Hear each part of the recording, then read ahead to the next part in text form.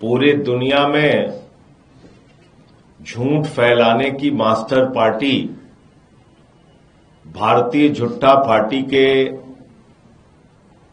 प्रदेश अध्यक्ष ने और उनके केंद्रीय कृषि मंत्री जी ने सुबह से कुछ और झूठ फैलाने का प्रयास किया है और आम आदमी पार्टी के तौर पे यह हमारी जिम्मेदारी है कि भारतीय झूठा पार्टी के हर एक झूठ का जवाब दिया जाए। पहली बात, मैं बहुत साफ तौर पे कहना चाहता हूं, बीजेपी के राष्ट्रीय नेता से लेकर प्रदेश नेता तक ध्यान से कान खोलकर सुन लीजिए, दिल्ली में किसी भी पूर्वांचली का वोट कटने नहीं देंगे। दिल्ली के अंदर 30-30, 40-40 साल से जो हमारे यूपी बिहार के पूर्वांचल के लोग रह रहे हैं, जिन्होंने अपने श्रम और परिश्रम से दिल्ली को बनाने का काम किया, आप चाहते हो कि आप उनका वोट कटवा लोगे। ये काम आम आदमी पार्टी कतई नहीं होने देगी। जब हमने आपको एक्सपोज कर दिया तो आज आप हास्यास्पद आरोप लगा रहे हो कि आम आदमी पार्टी वाले वोट बढ़वा रहे हैं, वोट कटवा रहे हैं। एक एक करके मैं रिकॉर्ड बता रहा हूं किस तरीके से भारतीय जनता पार्टी के लोगों ने दिल्ली में हमारे पूर्वांचल के भाइयों को बांग्लादेशी कह के, रोहिंग्या कह के, अपमानित करके उनका वोट कटवाने के लिए एप्लीकेशन दिया है, आवेदन दिया है। शाहदरा में 11,000 लोगों का वोट कटवाने के लिए एक भारतीय जनता पार्टी के पदाधिकारी ने आवेदन किया। जनकपुरी में बीजेपी के 24 कार्यकर्ताओं ने 4,874 वोट कटवाने के लिए आवेदन किया। तुगलकाबाद में भाजपा के 15 कार्यकर्ताओं ने 2,435 वोट कटवाने के लिए आवेदन किया। तुगलकाबाद में बूथ नंबर 117 पर 1,337 कुल वोट है और 554 वोट कटवाने के लिए भारतीय जनता पार्टी के कार्यकर्ता ने आवेदन किया। पालम में 9 बीजेपी के कार्यकर्ताओं ने 1,641 वोट कटवाने के लिए आवेदन किया। रजौरी गार्डन में भारतीय जनता पार्टी के 6 कार्यकर्ताओं ने 571 वोट कटाने के लिए आवेदन किया। हरिनगर में भाजपा के 4 कार्यकर्ताओं ने 637 वोट कटाने के लिए आवेदन किया। करावल नगर में 2 कार्यकर्ताओं ने 3,260 वोट कटाने के लिए आवेदन किया। मुस्तफाबाद में एक ही व्यक्ति ने 534 वोट कटाने के लिए आवेदन किया। ये भारतीय जनता पार्टी के कुकर्मों का, उनके गुनाहों का, उनके पाप का लेखा जोखा है। आप पूर्वांचल के हमारे भाइयों को, यूपी बिहार के लोगों को बांग्लादेशी कहोगे, रोहिंग्या कहोगे, उनको गाली दोगे, उनका वोट कटवाओगे और सोचोगे कि मैं चुप हो जाऊंगा। सदन में भी आपसे लड़ूंगा और सड़क पे भी आपसे लड़ूंगा। किसी भी गलतफहमी में मत रहना, नंबर 1। दूसरी बात, फिर आज उन्होंने हास्यास्पद बातें की कुछ, और पता नहीं क्यों योगी जी से नाराज हैं। वो अपनी ही पार्टी की सरकार के खिलाफ आज बोल रहे हैं। भाजपाइयों, मैं फिर बार बार आपसे कहता हूं, तुम्हारा पढ़ाई लिखाई से कोई वास्ता नहीं है, तुमको कोई जानकारी नहीं है। तुमको सिर्फ एक ही चीज सुबह उठ के सिखाई जाती है, झूठ बोलने का काम कैसे करना है। मैंने आपको बताया था कि मेरी पत्नी ने अपना वोट कटवाने के लिए आवेदन 4 जनवरी 2024 को दिया। 4 जनवरी 2024 को यह आवेदन दिया जिला निर्वाचन कार्यालय सुल्तानपुर में। इसके अलावा ये वोटर लिस्ट है, मैं भेंट कर रहा हूं और वीरेंद्र सचदेवा और उनकी पार्टी को और मोदी जी को, जो डिजिटल इंडिया की बात करते हैं, जाओ और सुल्तानपुर का जो वोटर लिस्ट है उसको भी चेक करो। इसमें मेरे माताजी का नाम है राधिका सिंह, पिताजी का नाम है दिनेश सिंह। इसके अलावा न मेरा वोट है न मेरी पत्नी का वोट है। ये वोटर लिस्ट है, ये पड़ी हुई है, देखो इसको। दूसरी बात, ये उस पूरे बूथ की वोटर लिस्ट है। मैंने कहा सिर्फ अपने हिस्से की वोटर लिस्ट निकलवाऊंगा, हो सकता है भाजपाइयों को थोड़ा बहुत शंका हो, बुद्धि कम है तो थोड़ा दिमाग उनका कम है, तो मैंने सुल्तानपुर के पूरे बूथ की वोटर लिस्ट मंगा ली है। इस वोटर लिस्ट में नाम दिखाओ बीजेपी के लोगों, पूरे बीजेपी को जोड़ो, इसमें इस काम में लगाओ। नंबर एक। दो, जब हमने लिख के आवेदन दे दिया, और मैंने स्वयं ने 2013 में आवेदन दिया, 2013 में जिला निर्वाचन अधिकारी सुल्तानपुर को लिख के दिया कि हमारा वोट काट दिया जाए, परिवर्तित कर दिया जाए। उसके बाद नगर पालिका का चुनाव राज्य निर्वाचन अधिकारी के देखरेख में होता है। वो कह रहे 2018 के नगर पालिका की सूची में मेरा नाम था। तो नगर पालिका की सूची तो योगी जी के कर्मचारी तैयार करते हैं, जाके देखो, उनसे बात करो। जब मैंने सूचना दे दी कि आप हमारा नाम यहां से काट दीजिए, मैंने अपनी जिम्मेदारी पूरी कर दी। अब किसी वोटर लिस्ट में, नगर पालिका की वोटर लिस्ट में मेरा नाम अगर था, तो उसका देखना, उसकी जिम्मेदारी कर्मचारी की है जो वोटर लिस्ट तैयार करता है। इतनी सामान्य समझ तो होनी चाहिए। इसलिए मैं फिर कहना चाहता हूं, पूर्वांचल के लोगों का वोट दिल्ली में काटने नहीं देंगे। उनको बांग्लादेशी रोहिंग्या कह के अपमानित करना बंद करो भाजपाइयों। तुमको पूरे दुनिया और देश के सामने हम लोग एक्सपोज कर चुके हैं। तुम्हारा चुनावी घोटाला हमने पकड़ा है। तुम दिल्ली में वोट कटवा के चुनाव जीतना चाहते थे, उन मंसूबों पे पानी फिर गया है। तो अब विचलित होकर तुम कुछ भी बोल रहे हो, तुम्हारे साथ हमारी संवेदना है, लेकिन ये सब मत करो, इससे कोई फायदा होने वाला नहीं है। दूसरी बात, आदरणीय कृषि मंत्री जी ने हमारी मुख्यमंत्री को चिट्ठी लिखा है। मैं समझ नहीं पाता कि भारतीय जनता पार्टी इतनी बेशर्म पार्टी है कि अभी भी किसानों के बारे में बात कर रही है। उनके अंदर इतना भी साहस है अभी भी कि वो किसानों के बारे में बात कर सकते हैं।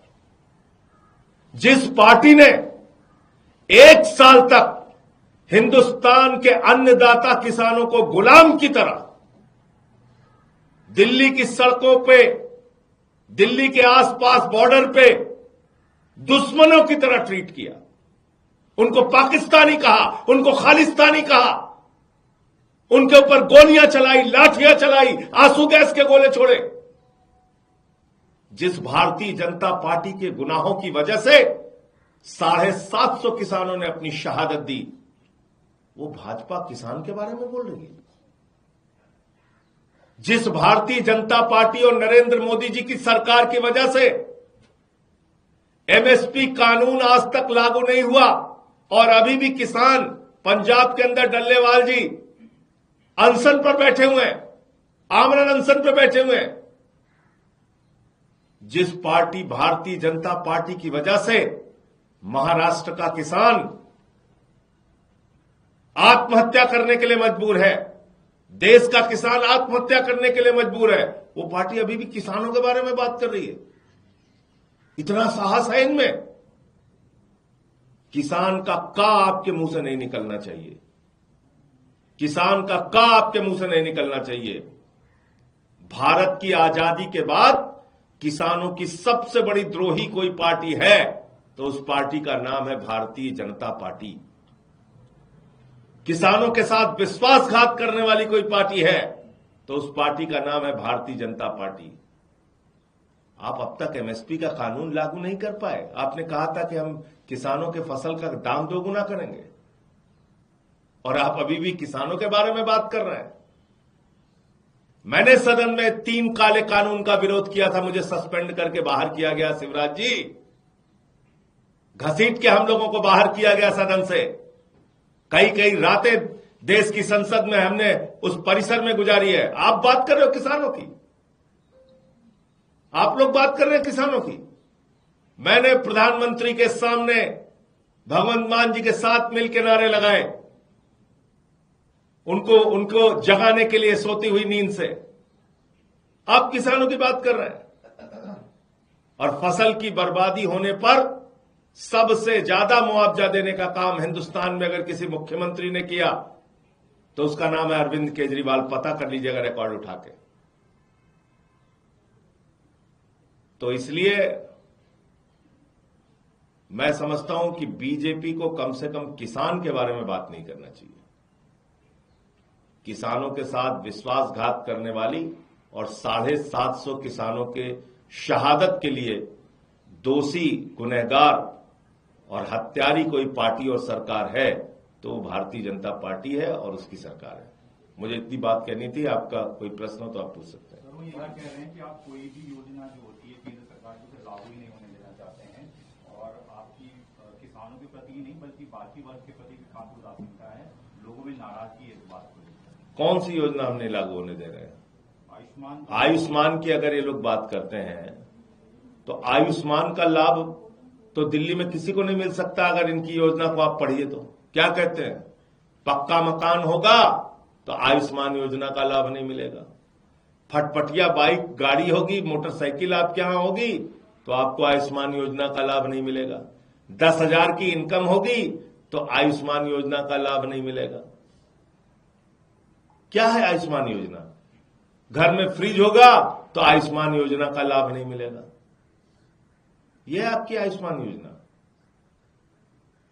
या आप चाहते हैं कि हम दिल्ली में लागू करके दिल्ली में स्वास्थ्य व्यवस्था को ठप कर दें? जो अरविंद केजरीवाल दिल्ली के अंदर निःशुल्क चिकित्सा के लिए मोहल्ला क्लिनिक बना के लोगों को निःशुल्क दवाएं दे रहे हैं, निःशुल्क अल्ट्रासाउंड हो रहा है, इलाज हो रहा है, जिन्होंने संजीवनी स्कीम की घोषणा की है कि हम 60 साल के ऊपर के बुजुर्गों को चाहे वो प्राइवेट में हो गवर्नमेंट में हो फ्री इलाज देंगे।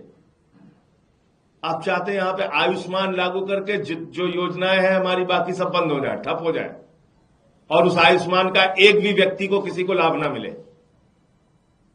देखिए क्या हालत है आयुष्मान की पूरे देश में।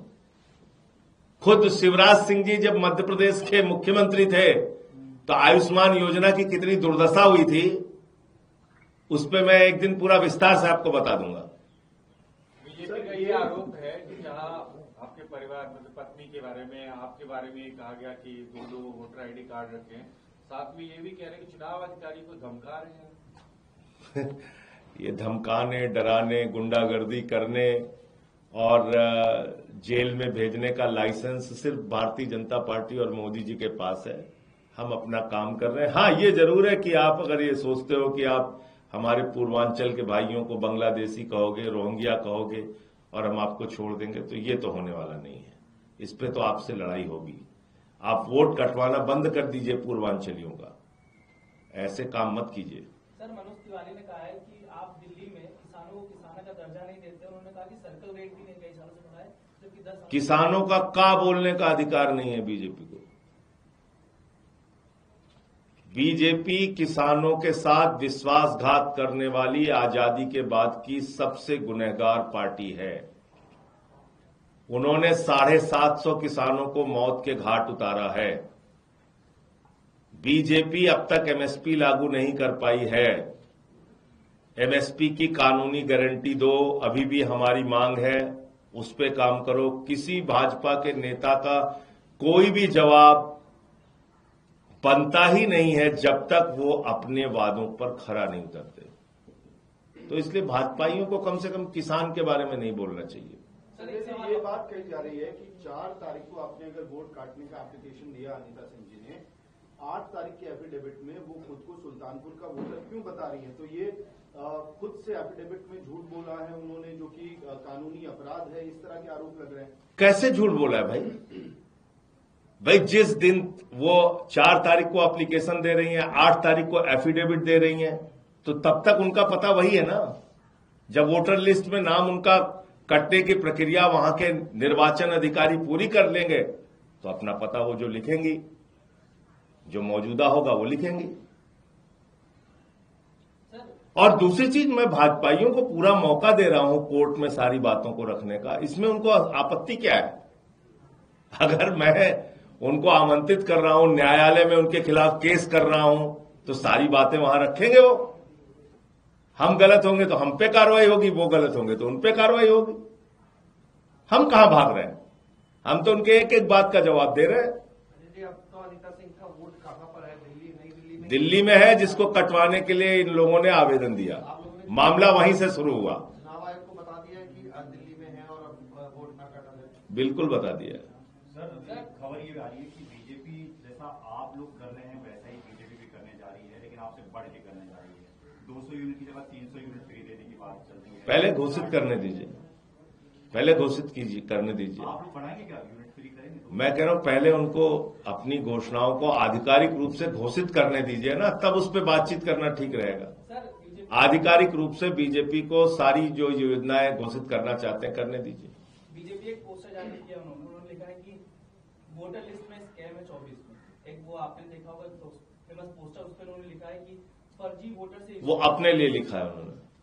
वोटर लिस्ट में स्कैम है, भाजपाइयों ने किया है। वीर सावरकर की भी एंट्री हो रही है चुनाव में। एक आधारशिला रखने जा रहे हैं दिल्ली विश्वविद्यालय के कॉलेज का। बीजेपी कह रही है कि वीर सावरकर के नाम से होगा, मोदी जी उद्घाटन को आधारशिला रखेंगे। रखने दीजिए, इसमें क्या दिक्कत है? आपने डिफेमेशन फाइल करने की बात कही थी, बीजेपी के नेता अमित दे दिया, लीगल नोटिस दे दिया, भेज दिया। उसकी कॉपी भी आपको दे देंगे। अमित मालवीय और मनोज तिवारी को लीगल नोटिस भेज दिया। उसकी प्रक्रिया शुरू कर दी मैंने।